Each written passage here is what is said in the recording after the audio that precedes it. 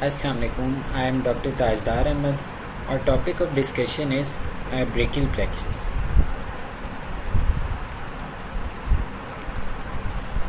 सबसे पहले तो हमें ब्रेकियल प्लेक्सस की लोकेशन पता होनी चाहिए from where it arises. So most of its nerves in of upper limb arise from brachial plexus. Brachial plexus itself कहाँ से बनता है? It from last 4 cervical nerves C5 to C8 और first thoracic nerve जो spinal nerve जो हमारी, ये सारी ब्रेकियल प्लेक्सस बनाती हैं. इनके anterior rami, union of anterior rami. Interior rami ये मैं आगे अभी नेक्स्ट स्लाइड में एक्सप्लेन कर दूंगा कि इंटीरियर पोस्टीरियर एमाई क्या होते हैं. वहाँ से निकलती हैं स्पाइनल नर्व्स ये सारी C5 to C8 और T1. वहाँ से निकल कर कहाँ पास करेंगी? नेक में. इंटीरियर और मिडल स्केलिन मसल्स जो हैं नेक के, उनके दरमियान में से पास करेंगी और downward into upper limb enter होंगी. अब बात करते हैं कि रेमाई क्या है, इंटीरियर और पोस्टीरियर रेमाई क्या है. ये रहा हमारा स्पाइनल कॉर्ड का कट सेक्शन. जब स्पाइनल कॉर्ड जो है हमारी, उसमें से डिफरेंट नर्व्स निकलती हैं. ये तो आप सबको पता है 31 पेयर्स ऑफ स्पाइनल नर्व्स निकलते हैं, सर्वाइकल, थोरेसिक, लंबर और सैक्रल. ठीक है, यहाँ तक सारे. तो उसमें से जब नर्व निकलती है तो उसकी 2 रूट्स निकलती हैं. जैसे नर्व निकलती है वो 2 रूट्स में डिवाइड हो जाती है, इंटीरियर रूट और पोस्टीरियर रूट. ये रही उसकी इंटीरियर रूट और ये पोस्टीरियर रूट. दोनों रूट आकर मिलके गैंग्लिया बनाती हैं यहाँ पे. ठीक है, वो गैंग्लिया होगा स्पाइनल गैंग्लियन. यहाँ पे ये जो लार्ज एरिया है दिस वन, यहाँ पे गैंग्लिया होगा. ठीक है, जब गैंग्लिया में आके दोनों रूट्स इकट्ठी हो जाती हैं, वहाँ से फिर उसके 2 पार्ट्स निकलते हैं. एक इंटीरियर साइड पे चला जाता है, उसे हम कह देंगे इंटीरियर रेमाई, और दूसरा पोस्टीरियर साइड पे, दैट इज़ कॉल्ड पोस्टीरियर रेमाई. तो हमारा ब्रेकियल प्लेक्सस बनता है C5 to C8 spinal nerves के इंटीरियर रेमाई से. यहाँ से निकली ये nerves C5, C6, C7, C8 और T1. ये सारी नर्व्स हमारी जा रही उनके इंटीरियर एमाई से. ठीक है, इंटीरियर एमाई से निकली, हमने कहा 2 मसल्स हमारे जो हैं स्केलिन मसल्स. ठीक है, उनके दरमियान में से पास करती हैं. यहाँ पे नेक के हमारे स्केलिन मसल्स हैं, उनके दरमियान में से ये पास कर रही हैं. ठीक है, पोस्टीरियर टू क्लाविकल. ठीक है, क्लाविकल के पोस्टीरियर साइड से पास करती हुई एक्जिला में एंटर होंगी. एक्जिला से फिर आगे हमारे आर्म में चली जाती हैं और आर्म के मसल्स को सप्लाई करती हैं. तो ये सारी ब्रेकियल प्लेक्सस की आगे डिवीजन है, जिसको हम 1 by 1 डिटेल में पढ़ेंगे. तो अब हम इसे पढ़ते कैसे? सबसे पहले तो रूट्स आ गई जो हमने पहले डिस्कस कर रही, anterior एमाई of C5, C6, C7, C8 और T1. इनसे मिलकर हमारा ब्रेकियल प्लेक्सस बन रहा है. तो ये इनको हम क्या कहेंगे? रूट्स. ठीक है, रूट्स के बाद हमारी आ जाती हैं ट्रंक्स. ये डिफरेंट रूट्स मिलकर बनाती हैं ट्रंक्स. फिर हर ट्रंक्स की आगे डिविजन्स होती हैं. ठीक है, और जो डिविजन्स हैं वो मिलके बनाती हैं कॉर्ड्स, और कॉर्ड्स में से ब्रांचेस निकल रही हैं जो हमारे अपर लिम्ब और arm, four arm, upper limb के आगे जो पार्ट्स हैं उनको सप्लाई करती हैं. इनको आगे हम 1 by 1 डिटेल में डिस्कस करते हैं. सबसे पहले आ गई रूट्स.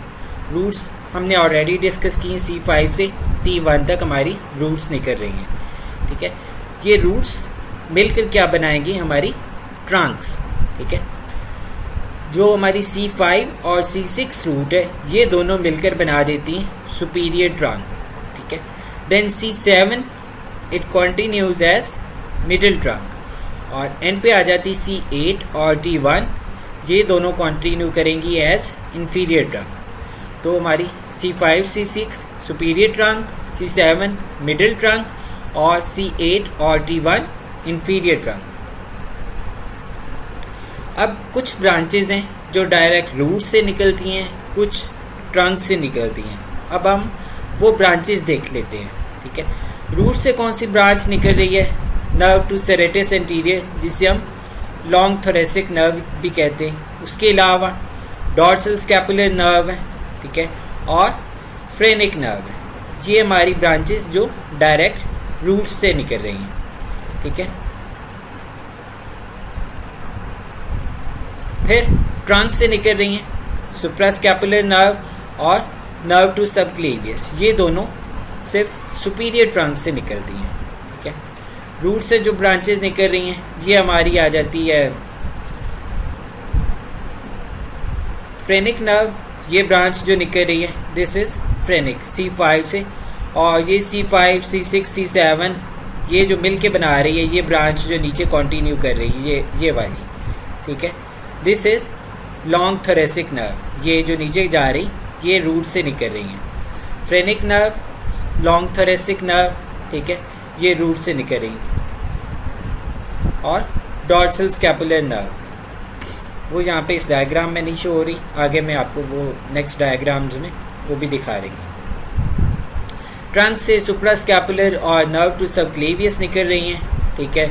ये रही सुपीरियर ट्रंक से दो ब्रांचेस निकल रही हैं, ये नर्व टू सबक्लेवियस और ये सुप्रास्कैपुलर नर्व, ये दोनों ब्रांचेस ट्रंक से निकल रही हैं, ठीक है, सुपीरियर ट्रंक से या अपर ट्रंक।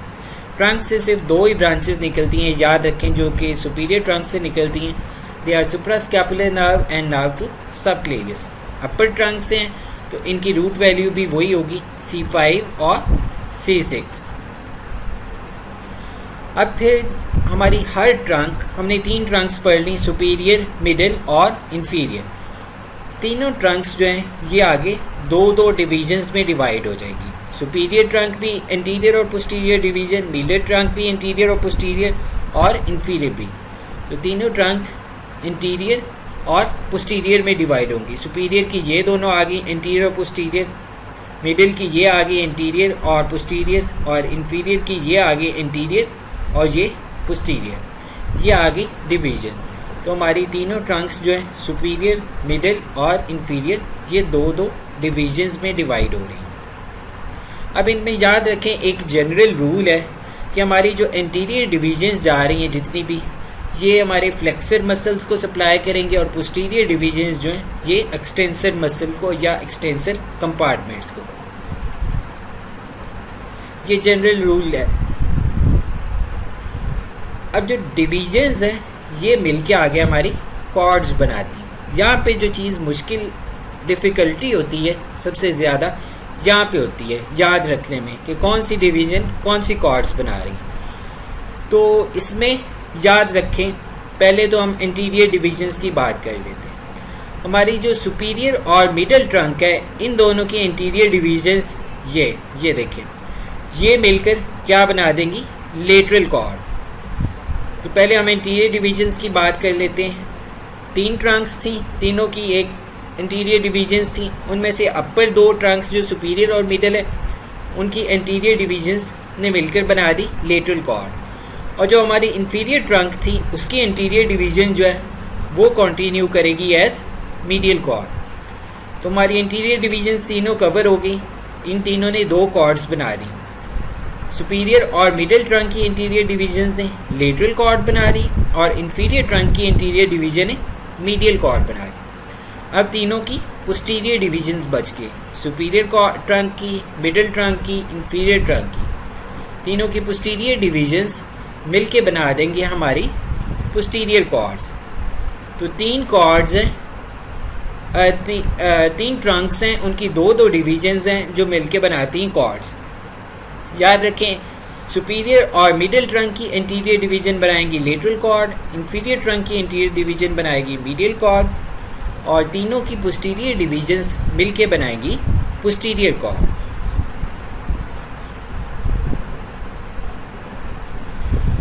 अब जो ब्रांचेज हैं वो हमारी हर कॉर्ड से निकल रही हैं। ये मेन ब्रांचेज हैं जो हमारे डिफरेंट एरियाज़ को सप्लाई कर रही हैं।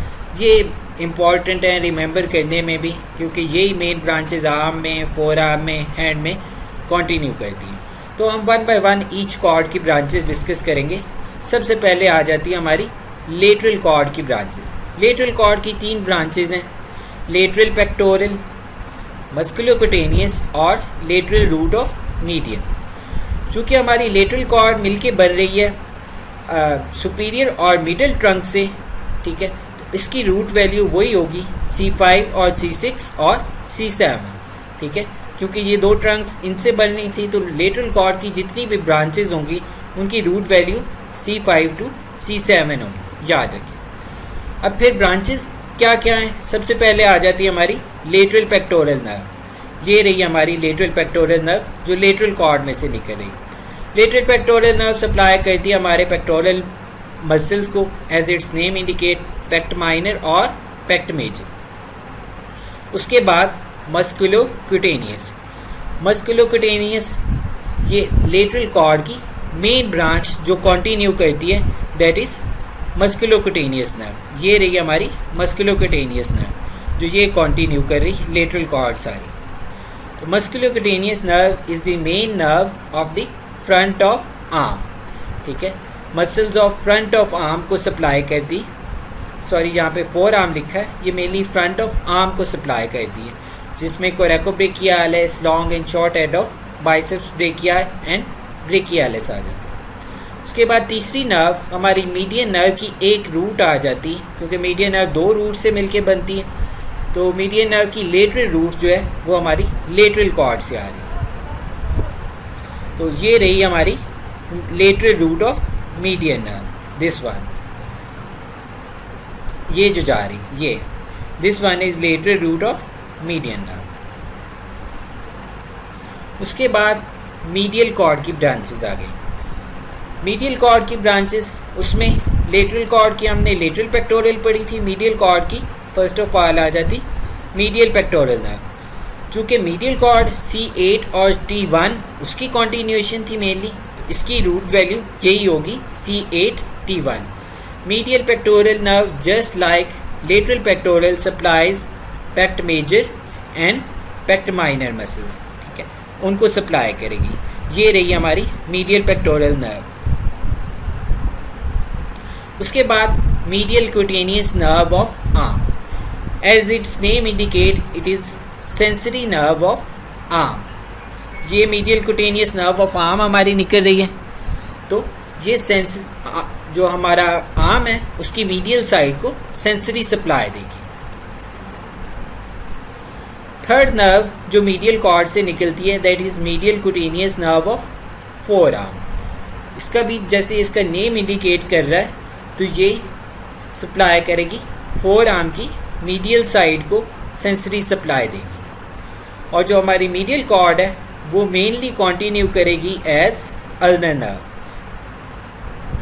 तो हमारी ulnar nerve is main continuation of medial cord. It has some contribution from C7।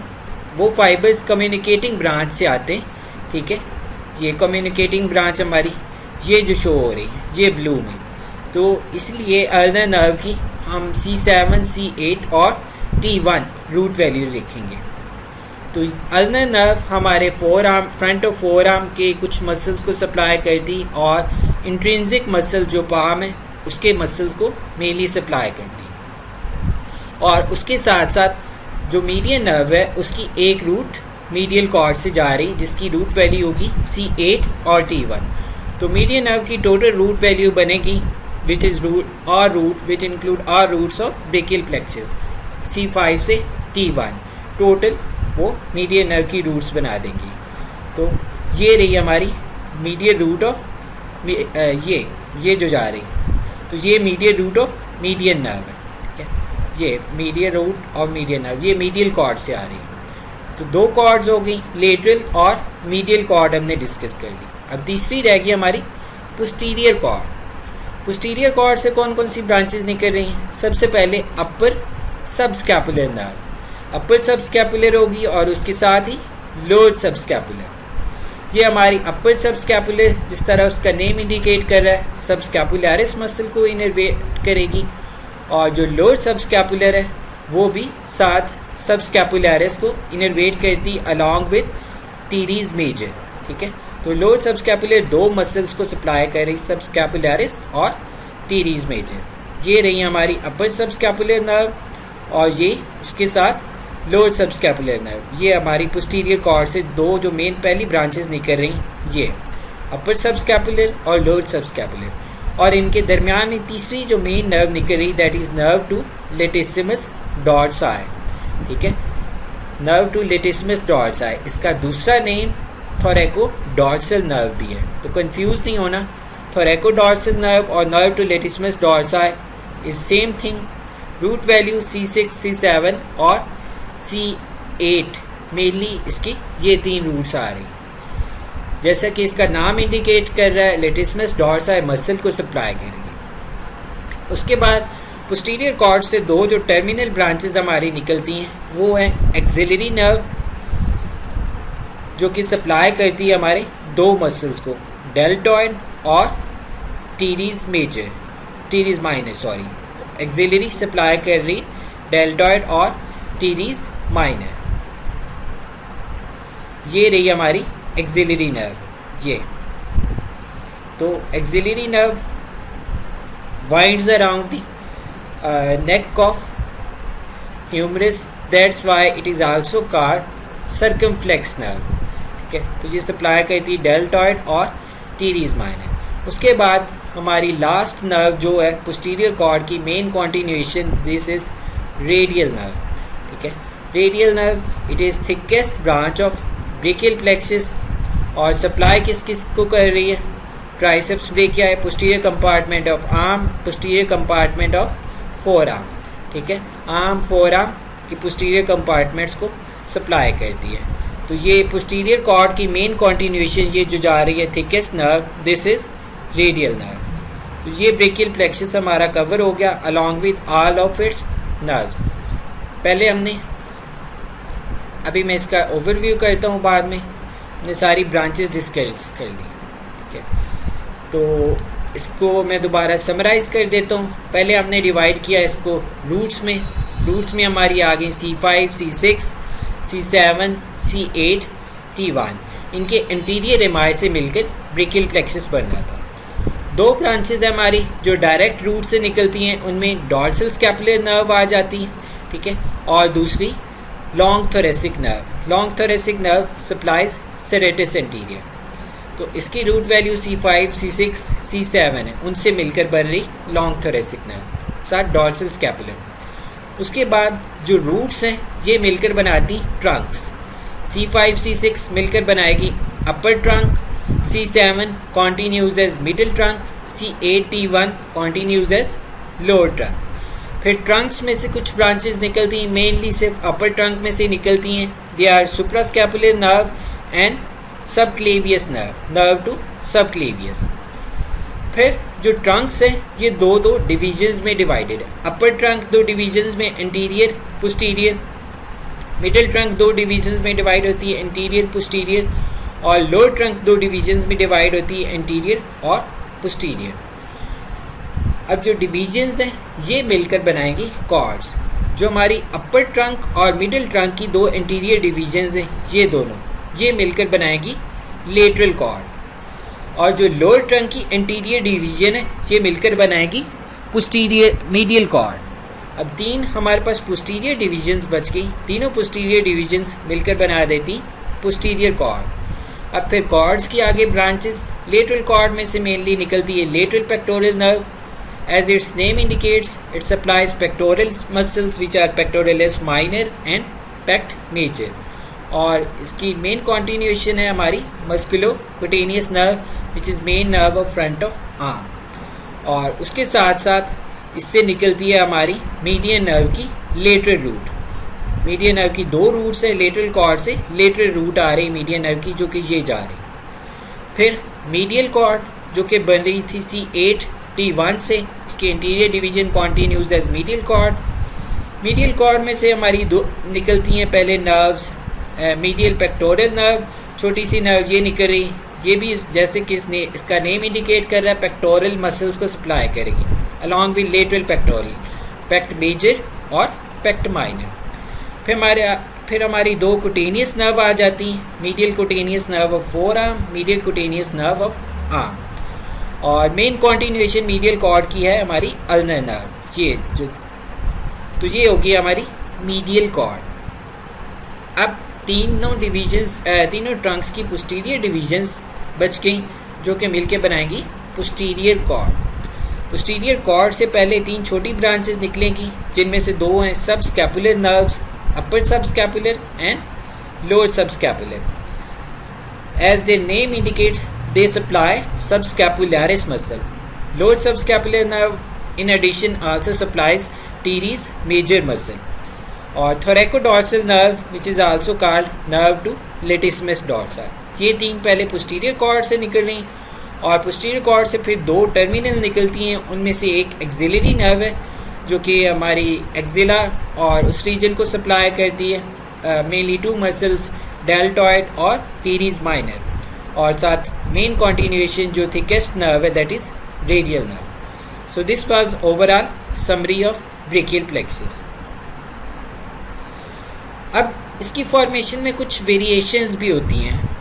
They are not abnormal, initially they were called abnormalities, but as more theories came they proposed it to be called variations. So they are not abnormalities. कोई function में इतनी कोई problem जब तक नहीं कर रही तो हम उसे वेरिएशन कहेंगे। जब फंक्शन में, नॉर्मल फंक्शन में प्रॉब्लम करेगा तब हम उसे एबनॉर्मेलिटी कहेंगे।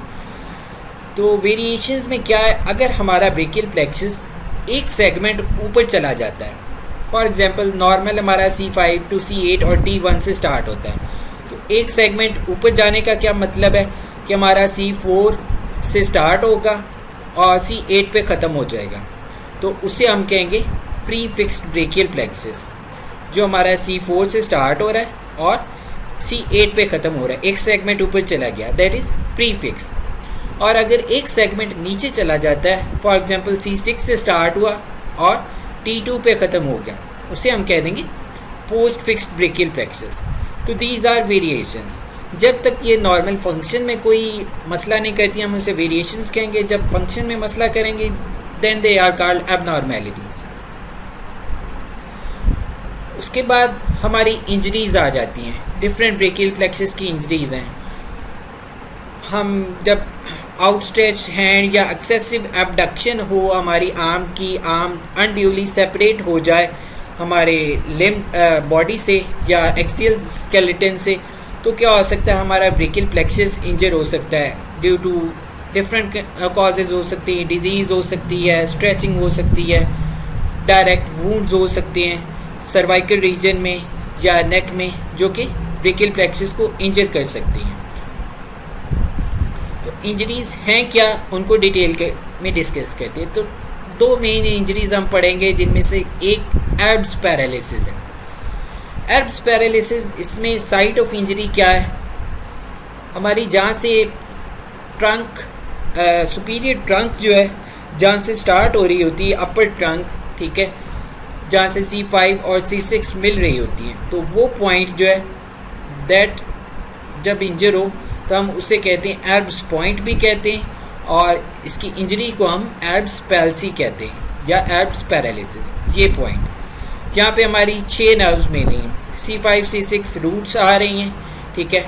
फिर हमने कहा था रूट से जो डायरेक्ट ब्रांचेस ट्रंक बनती अपर ट्रंक, फिर ट्रंक से हमने कहा था 2 डायरेक्ट ब्रांचेस निकलती हैं अपर ट्रंक से, सुप्रास्कैपुलर नर्व और नर्व टू सबक्लेवियस, और फिर आगे 2 डिविजन्स में डिवाइड हो जाती है हमारी अपर ट्रंक, एंटीरियर और पोस्टीरियर डिवीजन। तो this point is called abs point. Abs paralysis में इंजरी की कॉजेज क्या हो सकती हैं, अनड्यू सेपरेशन, हेड जब शोल्डर से बहुत ज़्यादा सेपरेट हो जाए, एक्सेसिव सेपरेशन हो, तो that leads to injury to this point. उसमें क्या क्या कॉजेज़ हो सकती हैं, बर्थ इंजरी हो सकती है, बर्थ में शोल्डर स्टक हो गया या हेड, तो उस वजह से एक्सेसिव सेपरेशन हो गई है हेड की शोल्डर से, तो वो काज कर सकती है, या शोल्डर पे डायरेक्ट फॉल हुआ है तो वो इंजर कर सकता है, या ड्यूरिंग एनेस्थीसिया एक साइड पे पेशेंट की नेक काफ़ी देर पड़ी रही तो उस वजह से ये पॉइंट इंजर हो सकता है। तो नर्व रूट हमारी जैसा कि इसमें हमें नज़र आ रही 2 कौन सी मेनली इंजर हो रही, C5 और C6, इन्हीं से जो आगे नर्व्स निकल रही हैं वही पैरालाइज होंगी। तो टर्मिनल नर्व्स हमारी जो थी लेटरल कॉर्ड की वो थी मस्कुलोक्यूटेनियस, और साथ एक्सिलरी का भी कुछ पार्ट आ रहा था। तो मसल जो हमारे मेनली पैरालाइज होंगे वो वही जो मस्कुलोक्यूटेनियस से इनरवेट हो रहे थे, जिनमें बाइसेप्स ब्रेकिया आ जाता है, ब्रेकियालिस आ जाता है, ब्रेकियोरेडियालिस आ जाता है, और कुछ पोर्शन हमारा सुप्रास्पाइनेटस, इंफ्रास्पाइनेटस और सुपिनेटर इनके भी आ जाते हैं। तो ये मसल्स और डेल्टॉइड, क्योंकि अपर सबस्कैपुलर लोअर सबस्कैपुलर उसको इनरवेट करती हैं, तो हमारे क्योंकि पोस्टीरियर कॉर्ड इधर से जा रही है अपर की, तो वो भी इंजर होंगे। तो डिफॉर्मिटी ये इम्पॉर्टेंट है, इसमें रिपीटेड सिनेरियोज में जो चीज़ हमें दी जाती है जिससे हम आइडेंटिफाई करते हैं एब्स पैरालिसिस को, तो दैट इज़ डिफॉर्मिटी। तो ये मेन हिंट पॉइंट है। इसमें डिफॉर्मिटी में क्या होगा, arm Hanks by the side और एडक्टेड होगा और मीडियली रोटेटेड होगा। जिस तरह इसमें आप देख सकते हैं, साइड पे हैंग कर रहा है, एडक्टेड है, बॉडी के साथ है और मीडियली रोटेटेड है, ये आपको नज़र आ रहा है, मीडियली रोटेटेड है। तो आर्म एडक्टेड है, मीडियली रोटेटेड है। फोर आर्म की बात करें, एक्सटेंडेड है और प्रोनेटेड है, प्रोनेटेड पोजीशन में। तो हम इसके लिए टिपिकल नेम्स यूज़ करते हैं, दे आर पुलिसमैन स्टिप हैंड और वेटर स्टिप हैंड और पोर्टर स्टिप हैंड। ये 2-3 टिपिकल नेम्स हैं जो एब्स पैरालिसिस के लिए यूज़ होते हैं। डिफॉर्मिटी वो है जो हमें विजिबल मसला नज़र आ रहा होता है, ठीक है, दिस इज़ डिफॉर्मिटी। डिसेबिलिटी क्या होगा, जो मूवमेंट्स पेशेंट नहीं परफॉर्म कर पा रहा। ये तो बच्चा बड़े में होगी तो उसको जाहिर बात है कुछ मूवमेंट्स परफॉर्म करने में मुश्किल होगी, वो बताएगा आपको कि जो मूवमेंट्स मुझसे नहीं परफॉर्म हो रही, तो दे आर डिसेबिलिटी। डिसेबिलिटी क्या होगी, शोल्डर की अबडक्शन और लेटरल रोटेशन लॉस्ट हो जाएगी, फोर आर्म की फ्लेक्शन और सुपिनेशन लॉस्ट हो जाएगी, और बाइसेप और सुपिनेटर जर्क, और उसके साथ साथ सेंसेशन लॉस्ट कहाँ पे होगी, डेल्टॉइड के ऊपर, ठीक है। तो these are disability. Note that disability is totally opposite to deformity. Deformity है तो हम उसके ऑपोजिट जो है वो मूवमेंट्स नहीं परफॉर्म कर पा रहे। सेकेंड इंजरी जो ब्रेकियल प्लेक्सस की है most common, that is Klumpke's paralysis. क्या, तो क्लमकेज पैरालिसिस इज, उसमें हमारे जो एब्स पैरालिसिस था उसमें अपर ट्रंक मेनली इंजर हो रही थी, क्लमकेज पैरालिसिस में हमारी लोअर ट्रंक इंजर होती, उसमें हेड और नेक का अनड्यू सेपरेशन हो रही थी, इसमें अपर लिम्ब और जो हमारा स्केलेटन है उसकी अनड्यू सेपरेशन हो रही। तो साइट ऑफ इंजरी हमारी मेनली आ जाती lower trunk of brachial plexus, और काज ऑफ इंजरी इसमें क्या है, अनड्यू अबडक्शन ऑफ आर्म, उसमें undue abduction of head from shoulder था, ठीक है। और इसमें कॉजेज़ क्या हो सकती हैं, रीजंस क्या हो सकती हैं, clutch is something with hands after fall from height, ऊपर से गिर रहा है कोई बंदा और वो अचानक किसी चीज़ को ऊपर पकड़ लेता है, तो एक्सेसिव अबडक्शन हो जाती है आर्म की। और बर्थ इंजरी के दौरान भी हो सकता है कि उसका बच्चे का हेड स्टक हो गया, शोल्डर पहले डिलीवर हो गया, आर्म पहले डिलीवर हो गया, तो उससे शोल्डर की एक्सेसिव अबडक्शन होगी, जिस तरह इसमें दिखाया जा रहा है। तो ये दोनों 2-3 कॉजेज़ है, these are causes of Klumpke's paralysis. तो नर्व रूट्स, जैसा कि इसमें हमें पता है लोअर ट्रंक इंजर हो रही, तो नर्व रूट्स हमारी कौन सी 2 मेनली इंजर होंगी, C8 और T1 पार्टली, मेनली T1 और पार्टली C8। और मसल्स वही जो इस नर्व रूट से हमारे मेनली बन रहे थे, मीडियल कॉर्ड और ब्रेकियल प्लेक्सस। मीडियल कॉर्ड और brachial plexus continues as ulnar nerve which supplies intrinsic muscles of hand and ulnar flexors of wrist and fingers। तो हमारे अल्नर नर्व मेनली इंजर होगी इसमें क्लमकेज पैरालिसिस। डिफॉर्मिटी क्या होगी, टिपिकल डिफॉर्मिटी है claw hand, ठीक है। डिफॉर्मिटी और पोजीशन, क्लॉ हैंड क्यों होगा, अनअपोज्ड एक्शन होगा लॉन्ग फ्लेक्सर्स और एक्सटेंसर्स ऑफ हैंड का, क्योंकि हमारे अल्नर फ्लेक्सर्स तो पैरालाइज हो जाएंगे, तो उसके ऑपोजिट मसल जो हैं और इंट्रिंसिक मसल्स भी पैरालाइज हो जाएंगे, उसके ऑपोजिट मसल्स एक्ट करेंगे और वो क्लॉ हैंड कर देंगे। क्या करेंगे, हाइपर एक्सटेंशन होगी मेटाकार्पोफ्लेंजियल जॉइंट पे और फ्लेक्शन होगी इंटरफ्लेंजियल जॉइंट पे, तो this leads to claw hand, typical claw hand. Disability क्या होगी, कंप्लीट क्लॉ हैंड और जर्क्स लॉस्ट हो जाएंगे, ठीक है। या डिसेबिलिटी में हम कह सकते हैं unable to do hyper extension at metacarpophalangeal joint and flexion at extension at flexion at metacarpophalangeal joint and extension at interphalangeal joint. ये होगी हमारी डिसेबिलिटी ऑपोजिट टू डिफॉर्मिटी। और उसके साथ साथ कुटेनियस एनेस्थीसिया होगा on the ulnar side of four arm and hand, क्योंकि ulnar nerve हमारी इंजर होगी तो मीडियल 1.5 फिंगर्स जो है वो लॉस्ट हो जाएंगी। ये सिंपल सी डायग्राम है जिसमें आसान तरीका दिखाया गया है इसको याद रखने के लिए, लेकिन इसको आप बस याद रखने के लिए रखें। इसमें जो छोटी छोटी नर्व्स हैं वो नहीं दिखाई गई, वो इसमें ऐड कर लें। जैसा कि यहाँ पे 2 सुपीरियर ट्रंक से निकलती थी, C5 से फ्रेनिक नर्व निकलती थी, फिर हमारी लॉन्ग थोरेसिक नर्व ऐसे जा रही थी जिसमें हमारी C5 से, C6 से और C7 से आ रही थी रूट्स। फिर लेटरल कॉर्ड से हमारी निकल रही थी lateral pectoral nerve, posterior cord से 3 निकलती थी upper subscapular, lower subscapular, nerve to latissimus dorsi. इसी तरह मीडियल से 3 छोटी छोटी निकल रही थी। इसमें अगर आप वो ऐड कर लें तो this is well and good, लेकिन अगर आप उसके बगैर करेंगे तो फिर मसला होगा। तो ये भी ठीक है, लेकिन इसमें आप जो बाकी नर्व्स हैं छोटी वो भी ऐड करेंगे, ठीक है। तो this is small flash card for your own remembrance. इसको मेमोराइज करने के लिए इसको खुद प्रैक्टिस करें, बार बार प्रैक्टिस करें ताकि आपको ब्रेकियल प्लेक्सस अच्छे से याद हो।